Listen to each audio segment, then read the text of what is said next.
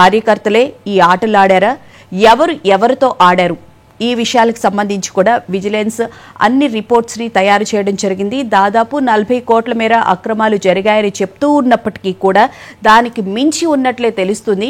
ముఖ్యంగా ప్రభుత్వం అప్పట్లో 119 కోట్ల 20 లక్షల మేర విడుదల చేయడం జరిగింది నిధులు ఈ ఆడుదాం ఆంధ్ర కోసం.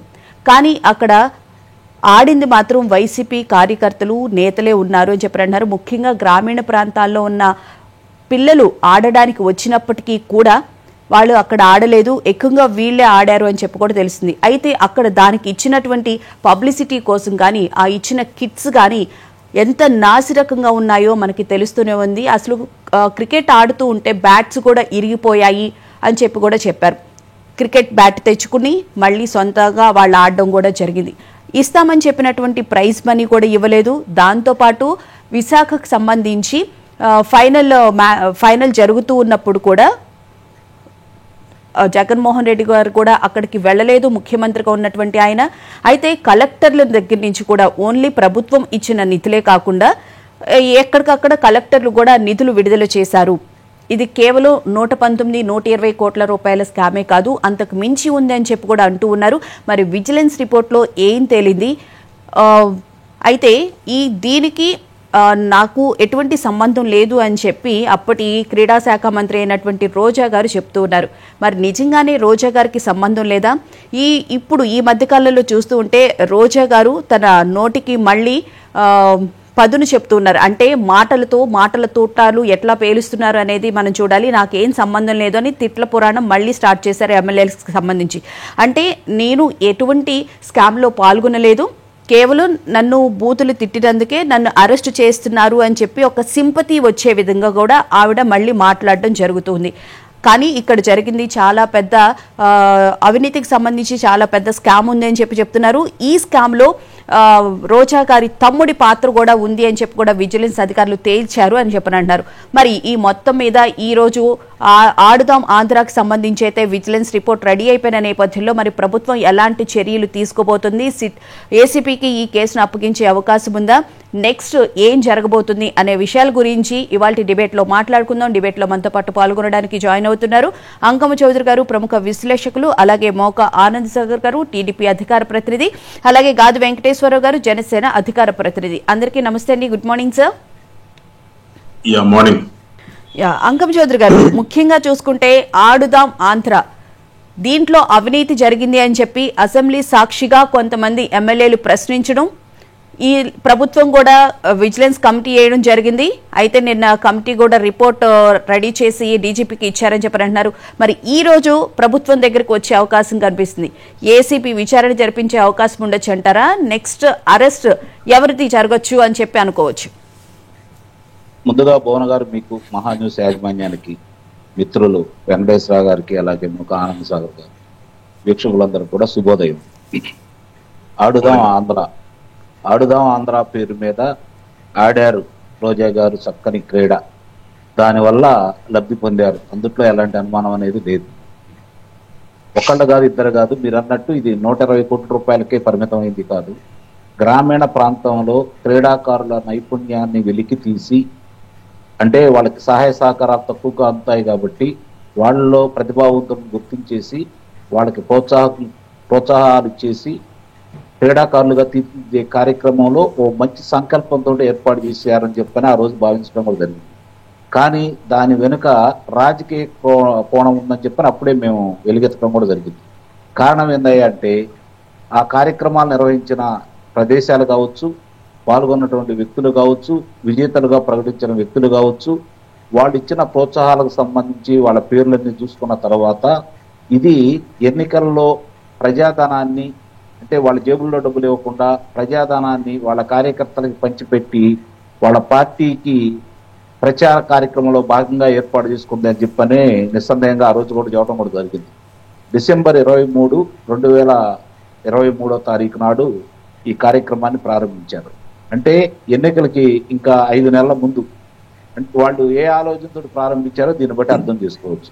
రెండవది, దీంట్లో 26 జిల్లాల అప్పటి కలెక్టర్లు కూడా వారిని కూడా బాధ్యతలు చేయాలి. ఎందుకంటే వాళ్ళ దగ్గర నుంచి కూడా నిధులు విడుదలయ్యాయి.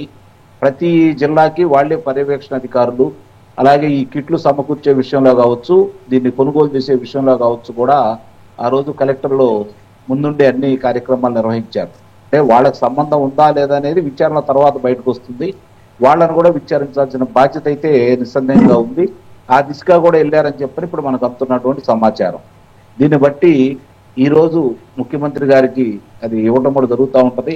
కాకపోతే ఇక్కడ రెండు విషయాలు మనం చాలా స్పష్టంగా మనం గమనించుకోవాలి.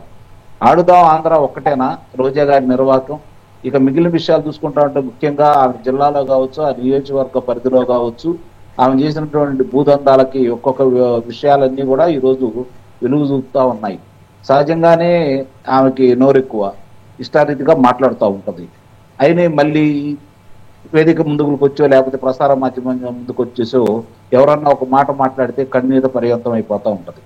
అంటే ఇక్కడ ముందుగా మాట్లాడటం ఎందుకు, ఆ తర్వాత ఈ పరిస్థితి ఎందుకు అని చెప్పి గనక ఒక్కసారి గనక ఆలోచించుకుంటా ఉంటే ఎప్పుడూ వార్తల్లో ఉండాలి.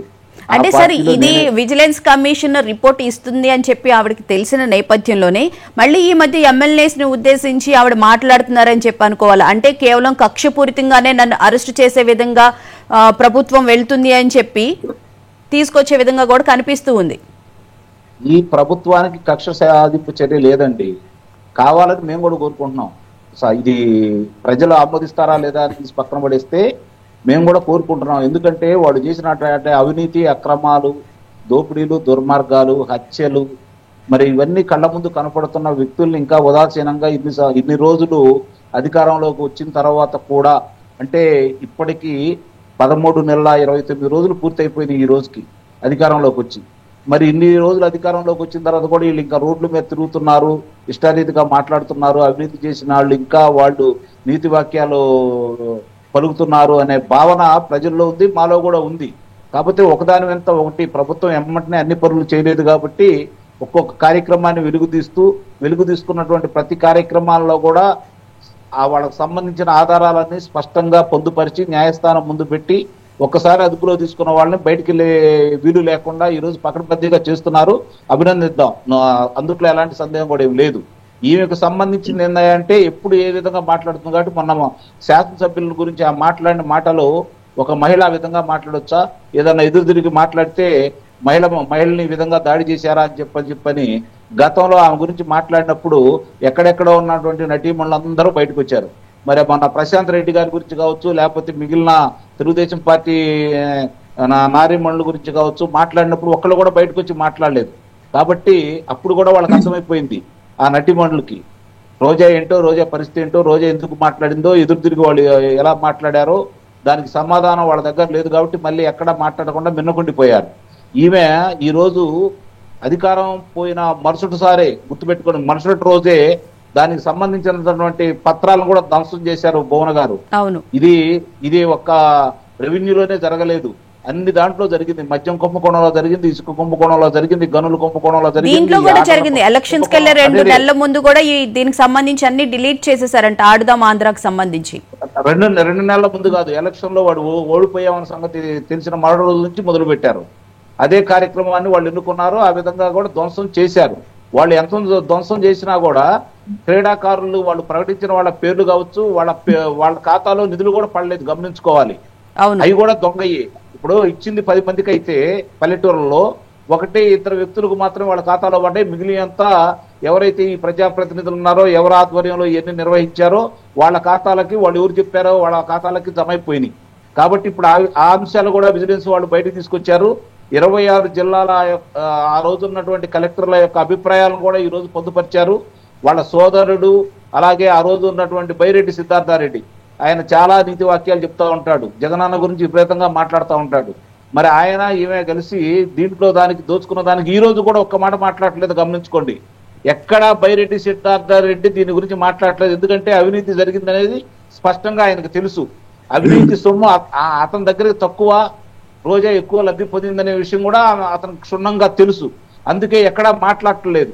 ఇవాళ కాకపోతే రేపు కాకపోతే ఎల్లుండి ఈ విషయాలన్నీ కూడా విజిలెన్స్ వాళ్ళు స్పష్టంగా చాలా చక్కగా, మళ్ళీ నాకు తెలిసిన తర్వాత 2004కు ముందు ఏ విధంగా అయితే ఆంధ్ర రాష్ట్ర పోలీసులకు పేరు ప్రఖ్యాతులు వచ్చినాయో తిరిగి ఆ విధంగా మళ్ళీ పేరు ప్రఖ్యాతులు వచ్చే విధంగా ఈ రోజు ఈ విజిలెన్స్ వాళ్ళు కావచ్చు, లేకపోతే ఈ సిట్టు వాళ్ళు కావచ్చు, పోలీసులు కావచ్చు, మనం చూసుకుంటా ఉంటే మద్యం కుంభకోణం విషయంలో కావచ్చు, లేకపోతే వల్లభనేని వంశీ విషయంలో కావచ్చు, కాకాని గోవర్ధన్ రెడ్డి విషయంలో కావచ్చు, ఇప్పుడు ఈ వీళ్ళ విషయంలో కావచ్చు, చాలా చాలా సమగ్రంగా విచారణ చేసి ప్రతి అంగుళం కూడా శోధించేసి ఎక్కడ కూడా అరమరికలు లేకుండా, పక్క వాళ్ళకి అవకాశం లేకుండా, ఎవరైతే వీళ్ళు అదుపులో తీసుకుంటారో వాళ్ళకి వెలుసుబాటు లేకుండా చక్కగా మళ్ళీ ముందుకు తీసుకెళ్తున్నారండి. నిస్సందేహంగా ఈ విషయంలో పోలీసుల్ని అభినందించాలి, అలాగే ఈ సిట్టు వాళ్ళని కూడా అభినందించాలి. చిన్న చిన్న విషయాల్లో ఇందాక నేను చెప్పినట్టు ఒకళ్ళిద్దరి విషయంలో కొంచెం అభిప్రాయ భేదాలు ఉన్నా కూడా ఈ ప్రభుత్వం ఈ విషయాల్లో ముందుకెళ్తా ఉంది. ముఖ్యంగా ఒక విషయం మీకు చెప్పాలి, చిత్తూరు జిల్లా గురించి మాత్రం ప్రత్యేకంగా ఇక్కడ చెప్పుకోవాలి. పెద్దిరెడ్డి రామచంద్రారెడ్డి, పెద్దిరెడ్డి మిథున్ రెడ్డి, బోమన కరుణాకర్ రెడ్డి, బోమన అభినయ రెడ్డి, అలాగే చెవిరెడ్డి భాస్కర్ రెడ్డి, చెవిరెడ్డి మోహిత్ రెడ్డి, వీళ్ళు ఆంధ్రప్రదేశ్ ని నాకు తెలిసినంత వరకు ముక్కలుగా విభజించుకొని స్వాహా చేశారండి. మామూలుగా కూడా కాదు. ఈ రోజు కూడా కరుణాకర్ రెడ్డి ఇష్టారీతిగా మాట్లాడుతున్నారు. తిరుమల తిరుపతి దేవస్థానాన్ని అపవిత్రం చేయాలని చెప్పి అతను మాట్లాడుతూ ఉన్నాడు. ఒకేపిన పవన్ కళ్యాణ్ గారు సనాతన ధర్మాన్ని భుజాన్ని చేసుకున్నారు కాబట్టి ఎవరిని ఎక్కడా వదిలిపెట్టకుండా, ముఖ్యంగా తిరుమల తిరుపతి దేవస్థానానికి అపవిత్రం చేసేసి అక్కడ భక్తులు రాకుండా చేయాలని ఇప్పటికీ విర్రవీగి మాట్లాడుతూ ఉన్నారు. ఒకటి మాత్రం ఈ కూటమి ప్రభుత్వానికి మీ ద్వారా నేను చెప్పదలుచుకుంది ఏంటంటే, ఇంకా చిత్తూరు జిల్లాలో తెలుగుదేశం ప్రభుత్వం కావచ్చు, కూటమి ప్రభుత్వం కావచ్చు అధికారంలో ఉందని చెప్పి మీరు అనుకుంటే మాత్రం అది మీ భ్రమ. దానిలోంచి ముందు బయటపడండి. అధికారులు ఎక్కడెక్కడ ఎవరెవరు తప్పులు చేస్తున్నారో గుర్తించండి, బయటికి లాగండి, తాట తీయండి. అప్పుడే ప్రజలు మీకు ఇచ్చిన అధికారాన్ని సద్వినియోగం చేసినట్టు చెప్పి ప్రజలు భావిస్తారు. రైట్. వెంకటేశ్వర గారు గుడ్ మార్నింగ్ సార్. నమస్తే సార్. అసలు ఈ ఆడుదాం ఆంధ్రాలో ఎవరు ఆడారు, ఎవరి కోసం ఆడారు?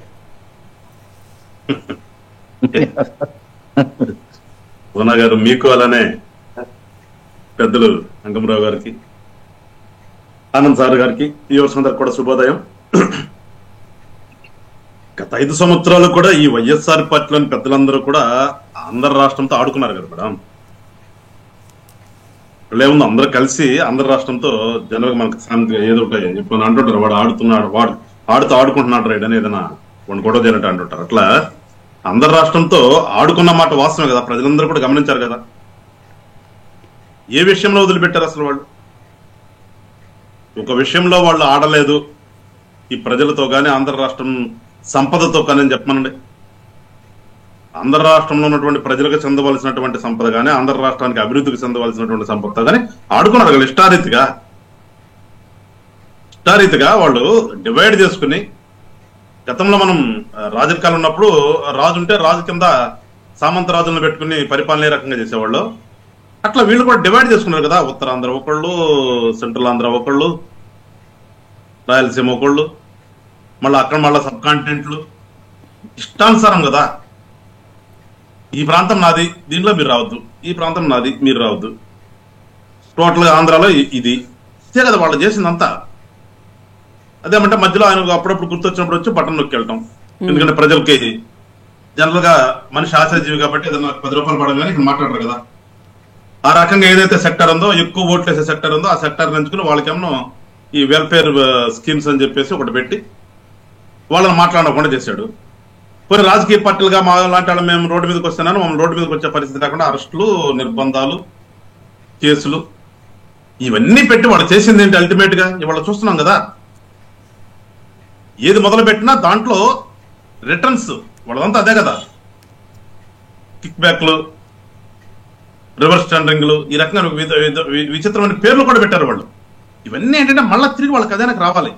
ప్రజల సంపద అంతా ఓ పక్కన ఏదో స్కీమ్ చేసినట్టు ఉండాలి, మనకు రావాలి, లబ్ధి పొందాలి. ఇదే కదా వాళ్ళు చేసింది. మేము ఈ ఆడుదామాంధ్రాన్ని స్టార్ట్ చేసినప్పుడే చాలా రకాలుగా గొడవ చేశాం. మేము చాలా ప్రెస్ మీట్లు పెట్టాం, రోడ్డు మీదకి వచ్చాం. ఇదంతా కూడా స్కాము. ఇది కేవలం వాళ్ళు సంపాదించుకోవడానికి, ఏదో కొంతమంది వాళ్ళ కార్యకర్తలను తీసుకొచ్చి వాళ్ళకు కూడా రూరల్లో ఉండే వాళ్ళకి ఏదో 10 రూపాయలు ఇవ్వాలని ఒక కాన్సెప్ట్ తో పెట్టిందే తప్పితే దాంట్లో ఎలాంటి సదుద్దేశం లేదు కదా. అది సదుద్దేశం ఉంటే ఇవాళ మనం మాట్లాడుకోం కదా. దీనికి తోడు తానా అంటే తందాన అన్నట్టుగా అధికారులు, ఎందుకంటే వాళ్ళకు 10 రూపాయలు వెళ్తే మాకు 1 రూపాయి అని వస్తుంది కదా.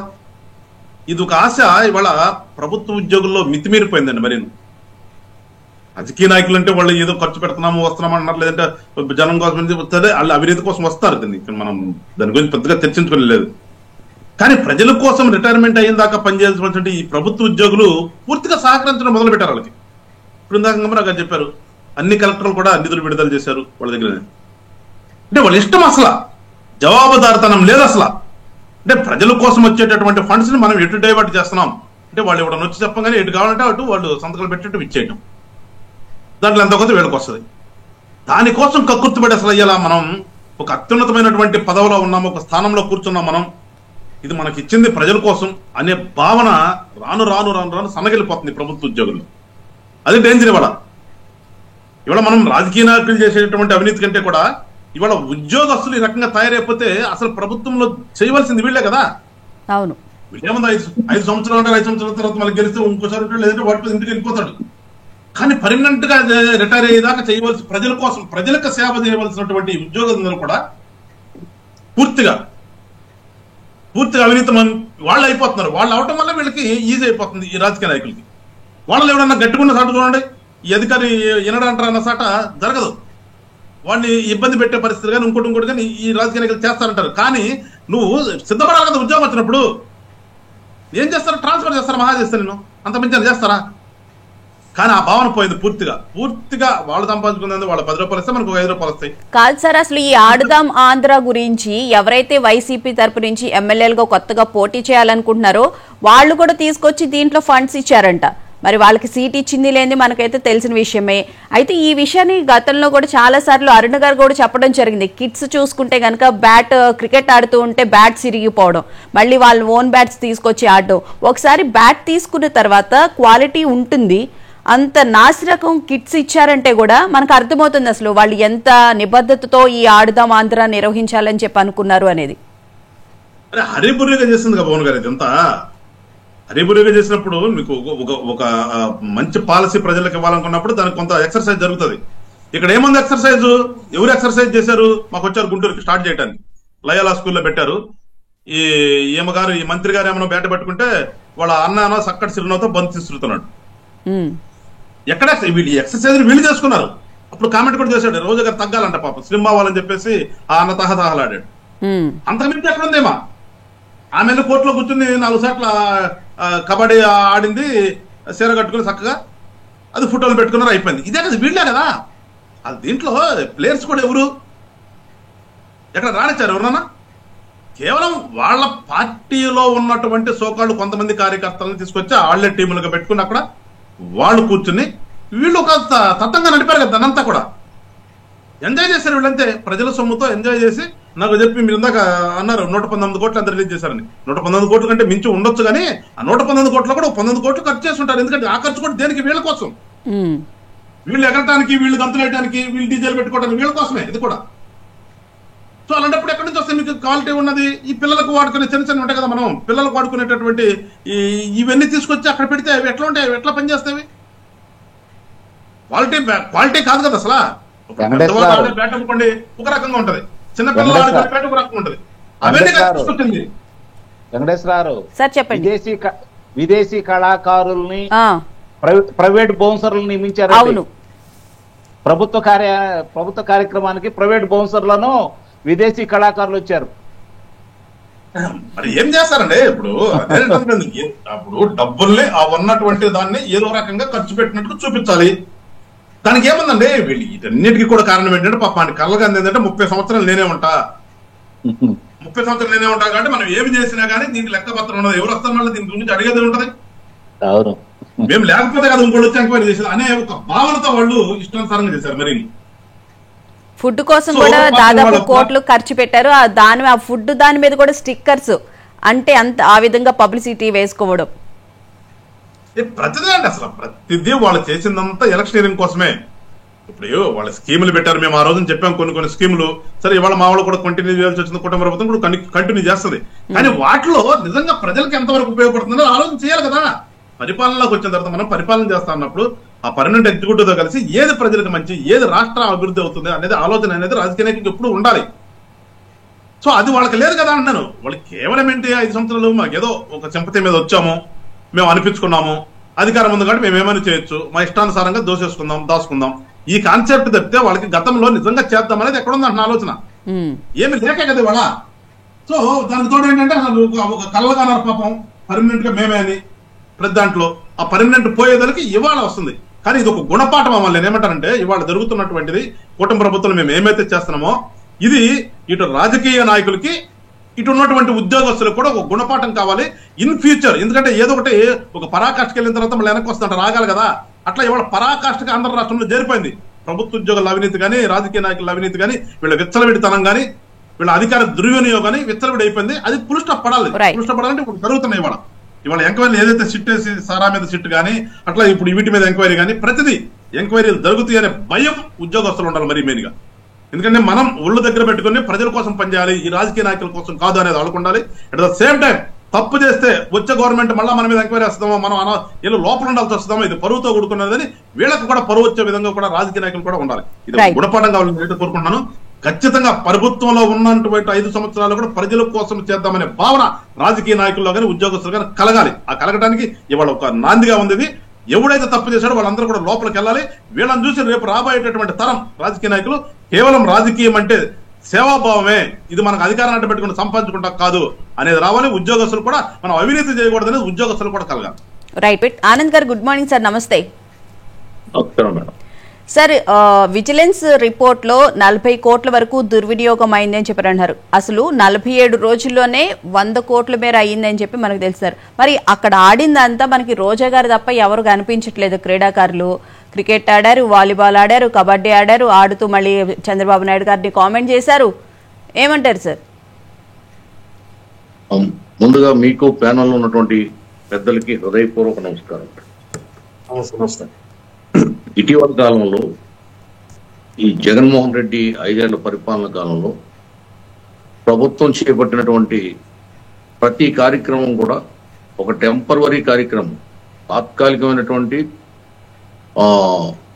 పేరు ప్రఖ్యాతుల కోసం, అందులో డబ్బులు దండుకోవడం కోసం పెట్టినటువంటి పథకాలు. ఆ పథకాలన్నీ కూడా ప్రహసనంగా మారినాయి. అందులో బాగా వివాదాస్పదమైనటువంటి పథకాలు 2. ఒకటి నాడు నేడు కార్యక్రమం, 2 ఆడుదాం ఆంధ్ర. ఇది కంప్లీట్, ఇది జోదం లాంటిది, గుండాట్ లాంటిది, పేకాట్ లాంటిది, 3 ముక్కలాట లాంటిది.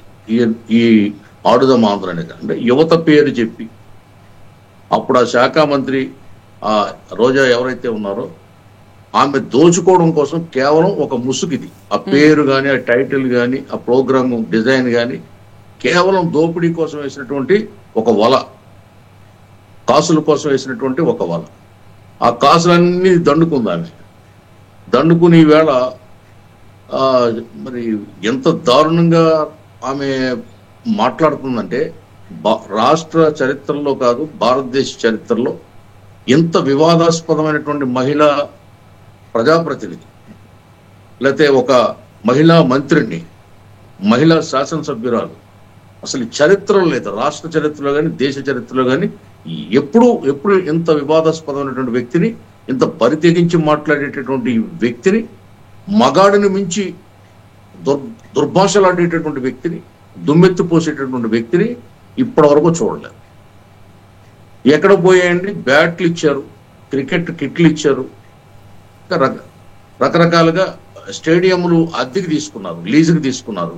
ఆ స్టేడియంల నిర్వహణ అని చెప్పి లైటింగ్ అని, వాటరింగ్ అని ఇటువంటి కార్యక్రమాలకి, ఆ బాగు చేసే కార్యక్రమాలని నిర్వహణ అని చెప్పి మొత్తం దోపిడీ చేసి, ఈమె దోపిడీ చేసి, ఈమె సోదరుడు 125 కోట్లు కూడా పుటకాయ స్వాహ చేసింది కేవలం రోజా, ఆమె సోదరుడు. దాంట్లో అధికారులు బలిపశువులుగా మారారు.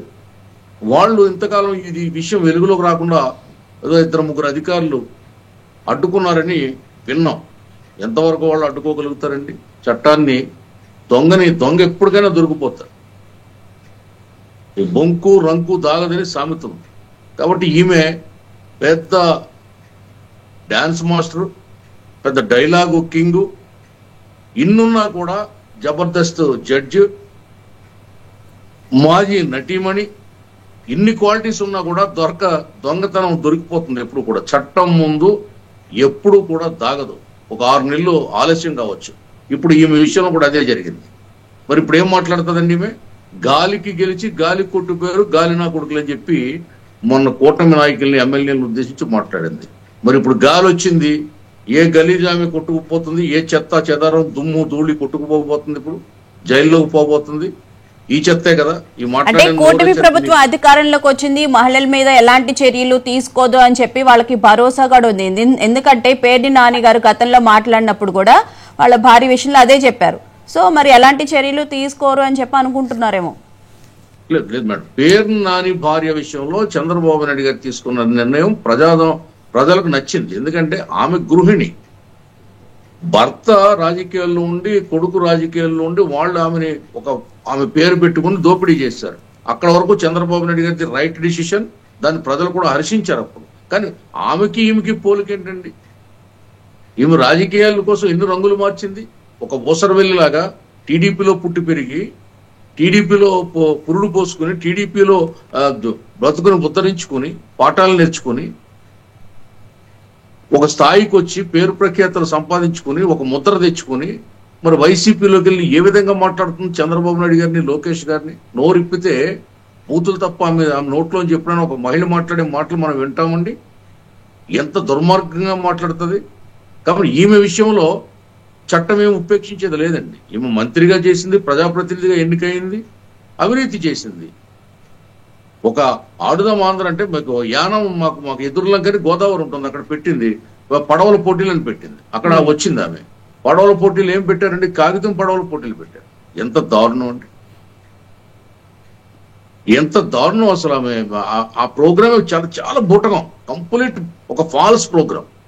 కేవలం డబ్బుల కోసం పెట్టినటువంటి ప్రోగ్రాం వైసీపీలో ఈ రోజా నాయకత్వంలో, రోజా ఆమె నేతృత్వంలో పెట్టినటువంటి కార్యక్రమమే ఆడుదాం ఆంధ్ర. మొత్తం జుర్రుకున్నారు, మొత్తం బావుకున్నారు ఆ టైటిల్ ఒకటి పెట్టి. ఇక్కడ కాకినాడ రూరల్లో సముద్రం పక్కన కూడా ఒక ప్రోగ్రాం పెట్టాడు. ఇక్కడ రూరల్ శాస్త్రజ్ఞుడు కన్నబాబు అని చెప్పి ఏదో బీచ్ ఫెస్టివల్ అని పెట్టాడు. కంప్లీట్ దోపిడీ. అది వందల కోట్లు దానికి తెచ్చాడు, మొత్తం దోచుకున్నాడు. ఇటువంటి దొంగలు ఆ పార్టీలో, ఒక దొంగ వాళ్ళ నాయకుడే గజ దొంగ, వీళ్ళంతా ఆ దొంగల ముఠాల్లో చేరి రాష్ట్రాన్ని దోపిడీ చేసి, లూటీ చేసి, సర్వనాశనం చేసి, మొత్తం పీక్కు తినేసి, రక్త మాంసాలు పీక్కు ఏమున్నాయి, ఏముందని ఎముకలు గూడు ఉంది రాష్ట్రంలో, అస్థిపంజరం మిగిల్చారు. దాన్ని ఏదో మళ్ళీ దానికి ఆయన ప్రాణం పోసి ఆయువులుది దాన్ని పైకి తీసుకొస్తున్నంటే బురద జల్లే కార్యక్రమం సంవత్సరం తిరగకుండా మొదలు పెట్టారు. నోటుకొచ్చినల్లా వాగుతుంది, నోటుకొచ్చిన మాట మాట్లాడుతుంది. అసలు ఎంత బరిదెగించి మాట్లాడుతుందండి. పదవి పోయినా మదం తగ్గలేదు, అధికారం పోయినా అహంకారం తగ్గలేదు, రంకెలేస్తుంది, హోంకరిస్తుంది, గాలిగాళ్ళు అంటుంది, ఇంకోటి ఏదో లా భాషలో మాట్లాడుతుంది. ఈమెను మాట్లాడలేరండి. మాకు చేత కదా మాట్లాడడం, అయితే తెలుగుదేశం పార్టీలో ఉన్నటువంటి మహిళా మండలికి చేత కదా. అసలు ఒక తెలుగు ఆడపడుచులాగా, తెలుగు ఆడపడుచు అంటే ఏంటండి? ఎంత ఆ కట్టు బొట్టు ఎలా ఉండాలి, ఆ భాష ఎలా ఉండాలి, ఆ బాడీ లాంగ్వేజ్ ఎలా ఉండాలి?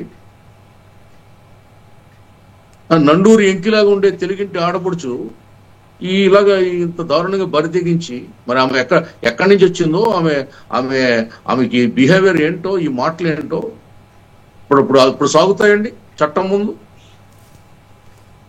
ఖచ్చితంగా రోజా అరెస్ట్ కాబోతుంది. అరెస్ట్ కావాలనేది 5 కోట్ల ఆంధ్రుల అభిలాష, కోరిక. ఇటువంటి అవినీతి తిమింగలాన్ని తిరగనిస్తే మొత్తం మళ్ళీ ఇంకొకసారి దోపిడీ చేయడానికి, బ్లాక్మెయిల్ చేయడానికి, వేధించడానికి, పరుష పదజాలంతో దూషించడానికి ఈమె తొడగొడుతుందంటే సంవత్సరం తిరగకుండా ఎంత అవినీతి తన కింద పెట్టుకుని ఇన్ని కోట్ల దోపిడీ చేసి, గుటకాయ స్వాహా చేసి, మళ్ళీ విరుచుకుని మాట్లాడుతుందంటే, తెగించి మాట్లాడుతుందంటే ఎట్లా ఉపేక్షించాలంటే? అసలు ఎంతకాలం ఈమెని అట్లా పక్కన పెట్టడం కూడా చాలా అది నచ్చలేదు జనాలకి.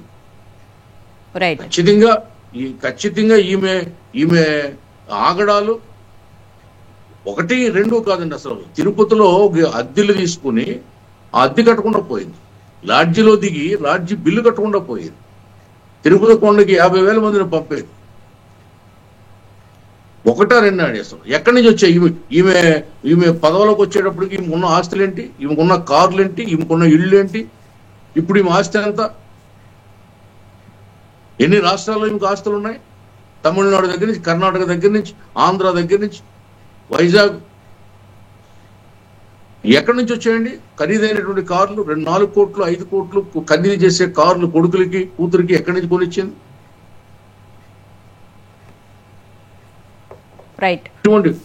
ఇటు ఒక టీవీ ఇంటర్వ్యూలో నాకు హెల్త్ బాగోకపోతే నాకు చేసుకోవడానికి కూడా డబ్బులు లేని పరిస్థితిలో ఉన్నాను నేనండి ఒకనొకప్పుడు కన్నీళ్లు పెట్టుకుంది. అంటే నటన, ప్రతిదీ కూడా నటన. ఈమెను ఏదన్నా అంటే ఒక మాట అంటే నా కూతురు హర్ట్ అయింది, నా కొడుకు హర్ట్ అయ్యాడని కన్నీరు పెట్టుకుంటుంది, నటించేస్తుంది కెమెరా ముందుకు వచ్చి, మీడియా ముందుకు వచ్చి. మరి ఈమె మాట్లాడే మాటలకి మరి ఈ ఇతర పార్టీలో ఉన్నటువంటి నాయకులు ఎలా తలెత్తుకోగలుగుతారు? ఒక దళిత మంత్రిని పీతల సుజాత అనేవాడిని ఎలాగా బర్రెలాగా ఉన్నావు, గొర్రెలాగా ఉన్నావు, ఇలా ఉన్నావు, అలా ఉన్నావు అని ఎగతాళి చేసి నాలుగు అడ్డంగా తిప్పుతూ పైకి కిందకి తిప్పుతూ అసెంబ్లీలో సాక్షాత్ అసెంబ్లీ సాక్షిగా ఏ విధంగా ఇటువంటి అవినీతి పరురాలు, ఇటువంటి దోపిడీ చేసినటువంటి వ్యక్తి ఇటువంటి మాటలతో బట్టగట్టి బతికేద్దాం, బస్తీ మీద సవాలని తిరుగుదాం అనుకుంటుంది. ఆటలు సాగవండి. ఖచ్చితంగా అతి త్వరలో లోపలికి పోయే తిమింగలం రోజే. రైట్. అంకమ్మ గారు, ముఖ్యంగా చూసుకుంటే అసలు ఈ ఆడుదాం ఆంధ్ర స్కీమ్కి సంబంధించి కలెక్టర్ల పాత్ర కూడా ఉంది అని చెప్పి క్లియర్గా అర్థమవుతుంది. అందుకే ఎంక్వైరీ కూడా లేట్ అయ్యిందా, మరి ప్రభుత్వం ఎలాంటి చర్యలు తీసుకునే అవకాశం కనిపిస్తుంది? ముఖ్యంగా గ్రామీణ యువకుల్లో ఉన్నటువంటి క్రీడాభివృద్ధికి సంబంధించి వాటికి తోడ్పాటు అందించడం కోసం ఒక పక్కన కూటమి ప్రభుత్వం కూడా ప్రయత్నిస్తుంది. అందులో భాగంగానే ఇప్పుడు ఆంధ్ర ప్రీమియర్ లీగ్ అని చెప్పి కూడా నిర్వహిస్తున్న సందర్భం అయితే మనం చూస్తూ ఉన్నాం. ఏమంటారు సార్?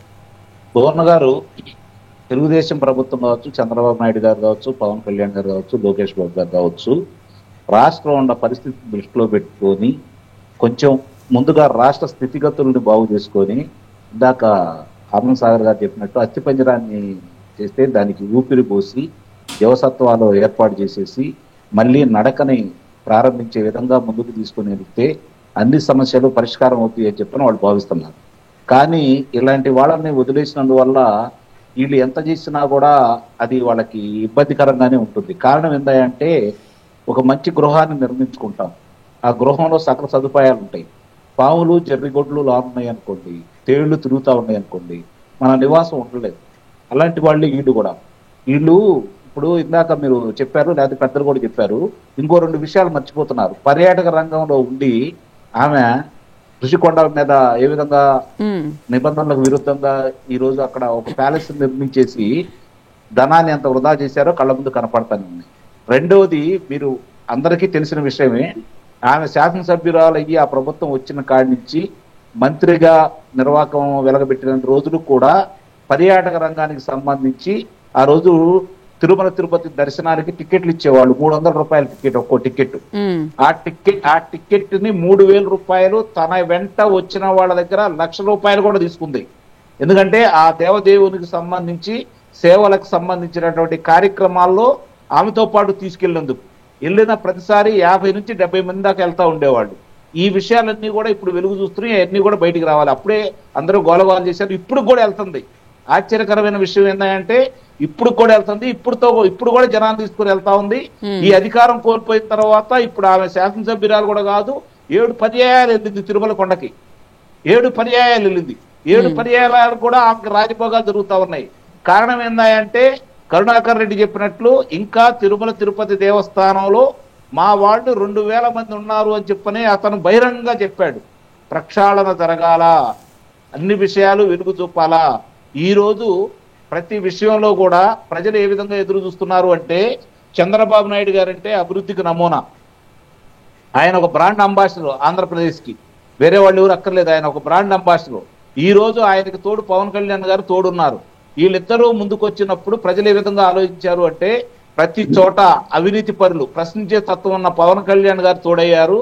అవినీతి పౌరులకి, అరాచకవాదులకి ఎక్కడికక్కడ అడ్డు కట్టబడుతుంది, వాళ్ళ కారాగార వాసం తప్పదు అనే భావనలో ప్రజలు మోకమ్మడిగా 11 స్థానాలకే పరిమితం చేసి 151 స్థానాలున్న వాటిని 11 స్థానాలకే పరిమితం చేసి ప్రజలు కట్టబెట్టారు. అంటే ఆ పరిపాలన మీద ఎంత విసిగిపోయారు, ఆ పరిపాలన మీద ఎంత అసహ్యం వేసింది, ఆ పరిపాలన మీద ఎంత కోపాద్రికులై ఈ విధంగా ఫలితాలు ఇచ్చారనేది కూడా ఒకసారి పాలకులు అర్థం చేసుకోవాలి.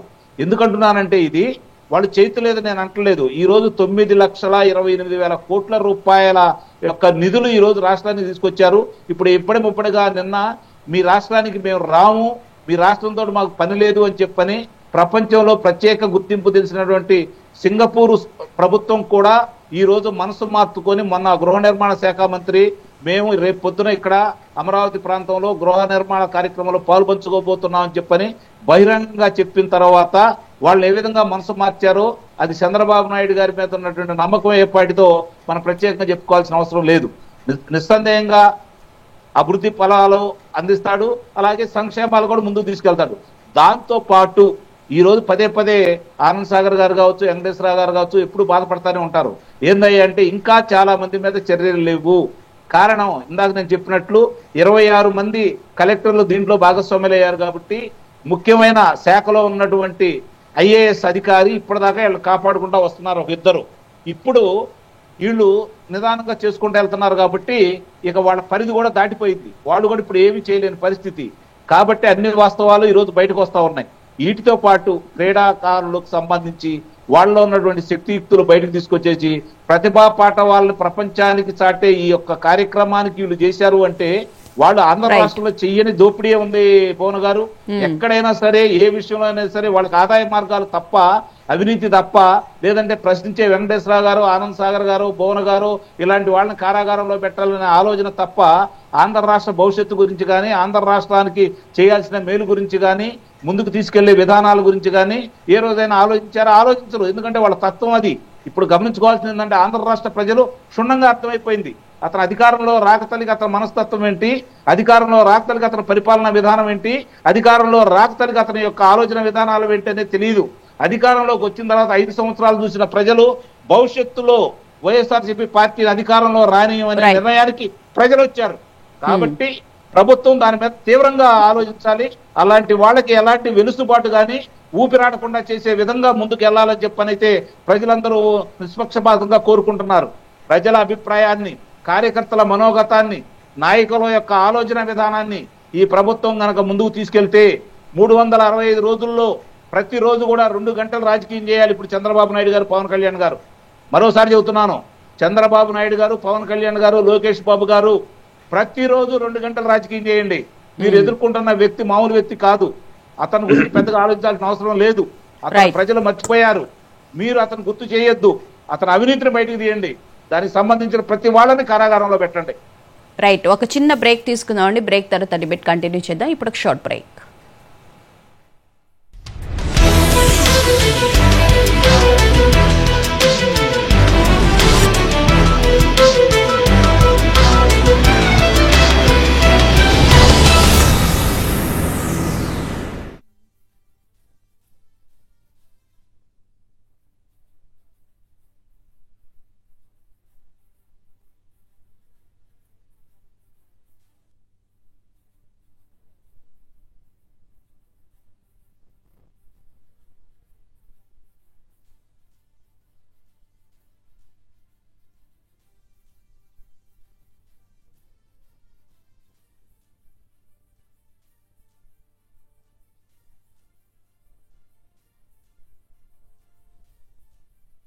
వెంకటేశ్వరరావు గారు, ముఖ్యంగా రోజా గారి విషయంలో అవినీతికి సంబంధించి స్కామ్స్ జరిగినాయి అనే దానికన్నా కూడా ఆవిడ మాట్లాడిన భాష గురించే ఎక్కువగా ఇంకా ఎందుకు అరెస్ట్ చేయలేదు అనే విధంగా కూడా మాట్లాడుకుంటున్నారు. ముఖ్యంగా అన్ని స్కామ్స్ గురించి అంటే ఇప్పుడు లిక్కర్ స్కామ్ ఉంది, దాని గురించి మనం చెప్తే గానీ అర్థం కాదు. కానీ ఇది పల్లెటూళ్ళల్లో ప్రజల మధ్య, పిల్లల మధ్య, పిల్లల కోసం జరిగిన స్కామ్ గురించి కాబట్టి కొంచెం తెలిసినా కూడా అందరికీ అర్థమవుతుంది. ఏమంటారు సార్? ఖచ్చితంగా అదే మేము అనేది కూడా ఏంటంటే జనం కూడా అర్థమైంది మీరు అన్నట్టుగా, ఇంకా జనం కూడా తెలుసుకోవాలి. ఎందుకంటే ఏమో కళ్ళబల్లి చూస్తాం కదా మనం మాట్లాడుతాం. ఇప్పుడు కూడా ఏమంటారు, మా మీద కక్ష సాధింపు చర్యల భాగం ఇది, నేనేదో తిట్టాను కాబట్టి.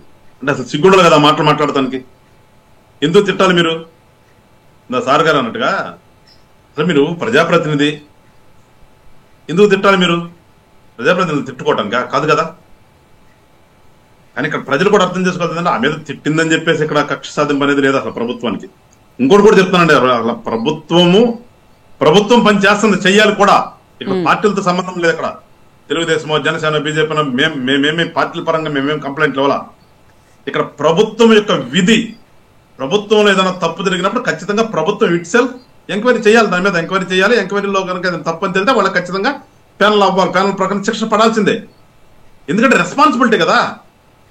నీకు 5 సంవత్సరాలు నీ లక్షల కోట్ల బడ్జెట్ ఉన్నటువంటి రాష్ట్రాన్ని నీకు ఇచ్చి నిన్ను పరిపాలించమన్నప్పుడు నీ రెస్పాన్సిబిలిటీ ఎట్లా ఉండాలి? మీ రెస్పాన్సిబిలిటీ మీరు చేయాలి కదా, తీసుకోవాలి కదా. సో అది ఇవాళ ప్రభుత్వం చేస్తుంది. అంతేగాని ఇక్కడ ఏదో ఆమె తిట్టింది కాబట్టి తిట్టిన దానికి తిట్టడం మేము తిట్టగలము, మాకు సంస్కారం ఉంది కాబట్టి దాని జోలు పట్ల నువ్వు గాలి కాబట్టి గాలి బ్యాచ్ కాబట్టి మీరు అట్లా మాట్లాడతారు. దాని గురించి కూడా మేమేమో అనుకోం, ఎందుకంటే జనం తెలుసు ఏంటనేది. సో ఇక్కడ మళ్ళా ప్రజలకు మళ్ళా కూడా చెప్తున్నారు, రేపు ఏమో అరెస్ట్ కాక తప్పదు, ఖచ్చితంగా అరెస్ట్ అయితే అంటున్నారు. కాబట్టి అరెస్ట్ అయినప్పుడు నేనేదో అట్లా అన్నాను ఇట్లా అన్నాను, చంద్రబాబు నాయుడు తిట్టాను, పవన్ కళ్యాణ్ తిట్టాను కాబట్టి అని చేస్తున్నారు, నేనేమో అన్యాయం చేయలేదంటే నువ్వు చేసిన అన్యాయాన్ని ప్రజలకు చూపిస్తున్నాం కదా మేము. నువ్వు చేసినటువంటి అవినీతి ఏంటో ఈ రాష్ట్రంలో నీ టైంలో అవన్నీ కూడా తీసుకొచ్చి శ్వేతపత్రం లాగా రిలీజ్ చేసిన తర్వాతే వీళ్ళందరూ జోలికి వాళ్ళ గవర్నమెంట్ వెళ్తుంది. ఎక్కడ కూడా గవర్నమెంట్ వెళ్ళాలంటే ఈ సంవత్సరంలో చాలా మంది వెళ్ళిపోయే వాళ్ళందరూ. మేము ఆ పని చేయట్లేదు. ఇక్కడ కుటుంబ ప్రభుత్వం ఒక పక్కన ప్రభుత్వం పని ప్రభుత్వం చేస్తూ ఏదైతే జరిగిందో అది కూడా పార్ట్ అండ్ పార్సలే. ఖచ్చితంగా అవినీతులు కానీ ఏదైనా దుర్మార్గాలు జరిగినప్పుడు ఖచ్చితంగా ప్రభుత్వం వాటినన్నింటినీ కూడా బయటకు తీయాలి, వాటి మీద ఖచ్చితంగా చర్యలు ఉండాలి. ఆ చర్యల్లో భాగమే ఇవాళ తప్పితే వీళ్ళది ఆరు తిట్టాడని ఈడు తిట్టాడనో వీడో పుడింగులనో ఆ దశగా ఎక్కడ కూడా ప్రభుత్వం వెళ్ళట్లా. అది ప్రజలు గమనిస్తున్నారు. వాళ్ళు ప్రజలు గమనించాలని కూడా నేను కోరుకుంటున్నాను. ఈ మీద తిట్టంగానే మేము ఈమె తీసుకెళ్ళి లోపలేంటి ఇప్పుడు దాకా ఎందుకండి 14 నెలలు ఎందుకు వెయిట్ చేయాలి? ఏదో కంప్లైంట్ ఇప్పించి లోపల పడాలేమా? వాళ్ళు చేసిన పనులాగా వాళ్ళకిలాగా ఏదో పిచ్చి కంప్లైంట్ అక్కడ రాయటం దాన్ని తీసుకెళ్ళి పడేయటం చూడలేదా? నిన్న కూడా చూసాం మనం, ఏదో జగన్మోహన్ రెడ్డి గారు అక్కడ వాట్సాప్ లో చూశాను. ఒక రాజకీయ నాయకుడు అంటే అరెస్ట్ చేయటం అంటే అది అతని పరువుకి ప్రతిష్టకి కూడినటువంటి విషయం అంట. మరి గతంలో మనం ఏం చేశాం? అప్పుడు ఈ పరువు ప్రతిష్ట గుర్తు రాలదా? యువతల వాళ్ళ రాజకీయ నాయకులు కాదా? నీకంటే సీనియర్ మోస్ట్లే కదా. మరి ఇలాంటి వాళ్ళు మీరు ఏమి అసలు ఎందుకు అరెస్ట్ చేస్తున్నారో తెలియదు, ఏమి కేసు పెట్టారో తెలియకుండా మీరు చేశారు కదా. కానీ ఇక్కడ మేము అట్లా చేయట్లేదు. మేము ఇందాక నేను చెప్పినట్టుగా మళ్ళా కూడా ఏంటంటే మేము ఈ టర్మ్ లో ఖచ్చితంగా అందరికీ ఒక గుణపాఠం కావాలి. ఇటు రాజకీయ నాయకులు కానీ ప్రభుత్వ ఉద్యోగులకు కానీ ఎవరైనా రాజకీయాల్లోకి రావాలనుకునే వాళ్ళకి కూడా ఒక లెసన్ అవ్వాలి. అధికారంలోకి వచ్చిన తర్వాత మనం ఇష్టానుసారంగా చేయటం కాదురా బాబు, మనం ప్రజల కోసం ఇక్కడ ఉన్నది రాష్ట్రం అభివృద్ధి కోసం. కానీ కూటమి ప్రభుత్వం మీద అధికారులకి ఇంకా ఒక భయము భక్తి అయితే వచ్చినట్లయితే కనిపించట్లేదు సార్. వాళ్ళ చేతివాటం ఇంకా ప్రదర్శిస్తూనే ఉన్నారు అని చెప్పి కూడా అనుకుంటున్న నేపథ్యం అయితే మనకు కనిపిస్తుంది. మీరు పదే చెప్తున్నారు అధికారుల్లో మార్పు రావాలని. నిజంగా మార్పు రావాల్సిన అవసరం అయితే తప్పకుండా కనిపిస్తూ ఉంది. వస్తుంది మేడం, అందుకని ఇప్పుడు స్టార్ట్ చేశారు కాబట్టి అందరికీ కూడా అది ఆ రెస్పాన్సిబిలిటీ వచ్చే విధంగా మేము ఉన్నటువంటి ఇంకా ఉన్నటువంటి ఈ 4 సంవత్సరాలలో ఖచ్చితంగా చేసి తీరుతాం. ఎందుకంటే అది రాజకీయ నాయకుడి యొక్క లక్షణం అది. సో ఆ దిశగానే ఇవాళ కూటమి ప్రభుత్వంలో పెద్దలు వెళ్తున్నారు తప్పితే ఎక్కడ దీంట్లో కక్షలు కార్పణ్యాల్లో వాళ్ళు చేశారు కట్టేది మేమేం చేస్తాం అనేది అపోహ అట్లా ఉండదు మా దగ్గర. అది అవసరం లేదు కూడా మాకు ఒకటి రాష్ట్రం అభివృద్ధి చెందాలి, ఇంకోటి పరిపాలనలో ఎక్కడ కూడా అవినీతి ఉండకూడదు. ఈ 2 కాన్సెప్ట్ల మీద ఇవాళ కూటమి ప్రభుత్వం వెళ్తుంది. ప్రజలు అర్థం చేసుకోమని నేనైతే కోరుతాను. ఖచ్చితంగా భయపడేటట్టుగా కూడా చేస్తాం. భయం అంటే ప్రజల కోసమే మనం పనిచేయాలి అనే విధంగా కూడా ఒక రెస్పాన్సిబిలిటీ తీసుకొచ్చే విధంగానే కూటమి ప్రభుత్వంలో ముందుకెళ్ళిపోతుందని అయితే నేనైతే చెప్పగలుగుతున్నాను. రైట్. ఆనంద్ గారు, ముఖ్యంగా స్పోర్ట్స్ పాలసీ తీసుకురావాలని చెప్పి ఇప్పుడైతే ప్రయత్నం చేస్తున్నారు. అక్కడ ఏ విధంగా డెవలప్ చేయాలనే దాని గురించి కూడా స్పెషల్ గా ఫోకస్ పెట్టారు చంద్రబాబు నాయుడు గారు. అయితే ముఖ్యంగా యువతకి ఎక్కువ ప్రోత్సాహకాలు కల్పించాలి అనే విధంగా కూడా ముందుకు వెళ్తున్న నేపథ్యం అయితే కనిపిస్తూ ఉంది. మరి రోజా గారి విషయంలో ఎలాంటి చర్యలు తీసుకునే అవకాశం కనిపిస్తుంది? అసలు ఏసీబీ చర్యలు తీసుకోవడానికి ఏసీబీని అది కేసును టేకప్ చేసేలాగా కనపడుతుందండి. మొత్తం దర్యాప్తు అంతా కూడా ఒక నివేదిక అనేది వచ్చింది. దాంట్లో రోజా గారు చేసినటువంటి అవినీతి అంతా కూడా ఆ చిట్ట అంతా కూడా బయటకు వచ్చింది. దీని మీద ఇప్పుడున్నటువంటి సమాచారం ప్రకారంగా ఏసీబీ ఈ కేసును టేకప్ చేసి చర్యలు చేపట్టబోతుంది అనేది తెలుస్తా ఉంది. ఎవరు చేసినా ఏసీబీ కావచ్చు లేకపోతే ఇంకొకరు ఎవరు చేసినా మొత్తానికి ఈ అవినీతి ఆడతిమింగళాన్ని ఆట పట్టించాలి, ఈ మాయ లేడీని కిలాడీ లేడీని పట్టి బంధించాలనేది ప్రజల కోరిక. ఏదో మన పురాణాల్లో తాటికి లాంటిది. వాళ్ళ తమ్ముడేమో మారీచుళ్ళు అంటాడు. మాయ మాటలతో ఏదో విపరీతమైనటువంటి నటనతో ప్రజల ముందుకు వచ్చి ప్రజల దగ్గర ఈ నాటకాలు ఆడి నమ్మించి ఎంత దోపిడీ చేసిందంటే అసలు ఈమె ఒక ఒక తెలుగు మహిళ అని చెప్పుకోవడానికి కూడా సాటి మహిళలకి అవమానకరంగా ఉంటుంది. అంత దారుణమైనటువంటి దోపిడీ మనస్తత్వం కలిగిన డబ్బే ధ్యేయంగా బతికినటువంటి ఏకైక ఈ ప్రజాప్రతినిధి, మహిళా ప్రజాప్రతినిధి రోజా. కాబట్టి ఎవరు పట్టుకుంటారు, ఎవరు లోపల పెడతారనేది చట్టం పట్టుకుంటుంది.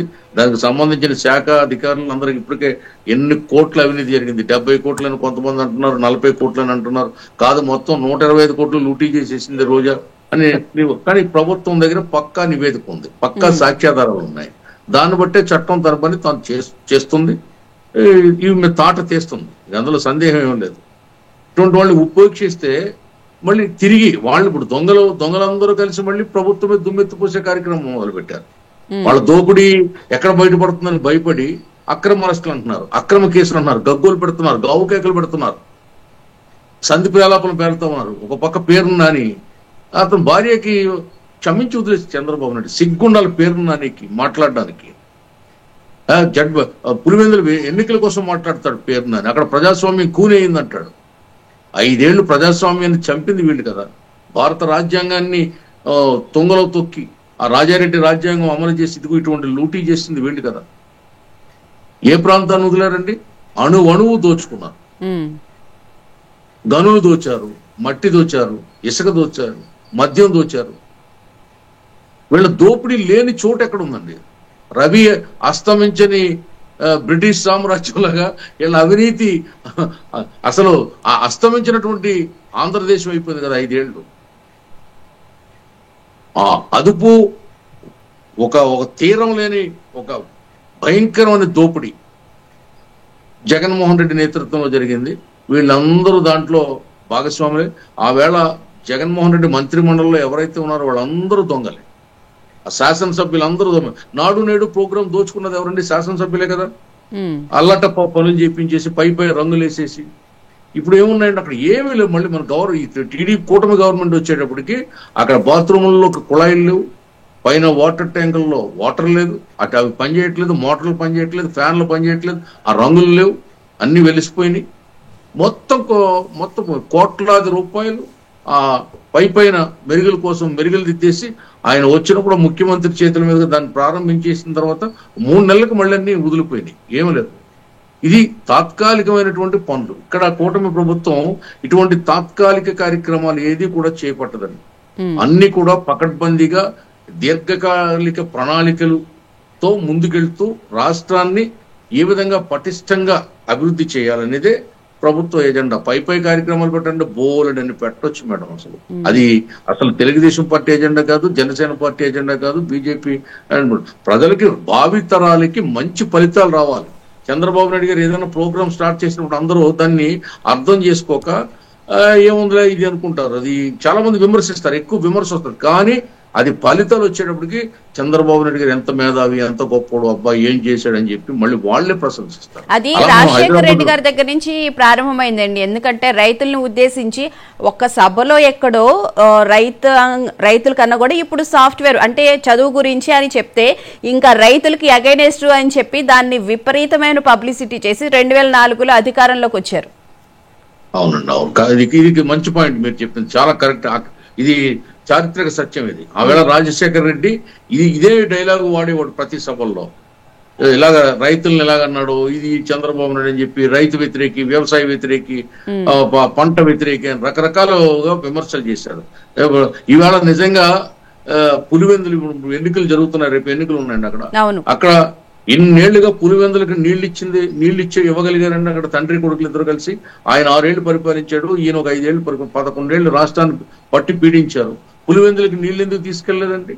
ఇవాళ చెరువులన్నీ నిండిపోయినాయి, కలకలలాడుతున్నాయి, జలకళ్ళతోటి ఆ పులివెందుల తొణికిసలాడుతుంది.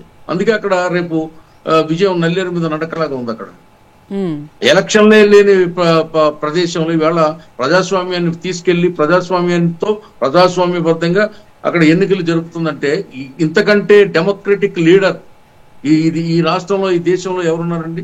చంద్రబాబు నాయుడు గారు ఎన్నికల్ని, ప్రజాస్వామ్యాన్ని, రాజ్యాంగాన్ని నమ్ముకున్నటువంటి వ్యక్తి. అలాగే రాష్ట్రాభివృద్ధి కోసం కూడా పకడ్బందీ ప్రణాళికలు ఉంటాయి.